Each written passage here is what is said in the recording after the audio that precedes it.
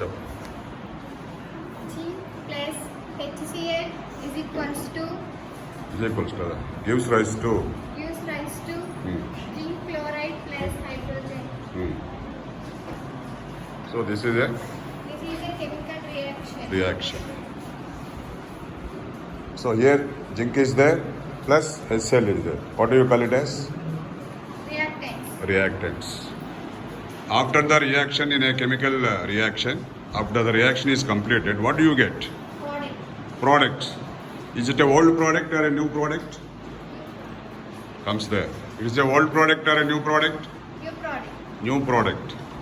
So in a chemical reaction, if you take the reactants, you never see back again the same reactants. When it involves in the chemical reaction, they will completely change. అర్థమైందా? మనము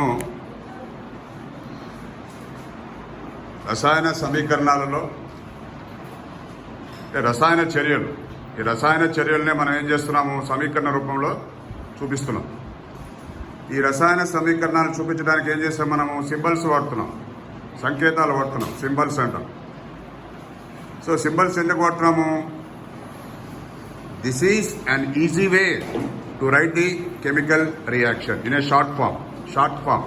తక్కువ టైంలో ఒక రసాయన సమీకరణాన్ని మనం రాయాలంటే సింపుల్గా ఎలా రాయాలి అనేది.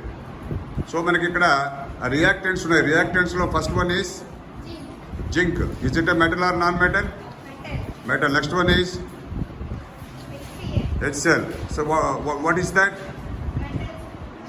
That is one strong acid, hydrogen chloride. So when you pour acid on the metals, immediately the reaction will be started. Then you will get a new product that is called zinc chloride. And one gas is liberated here.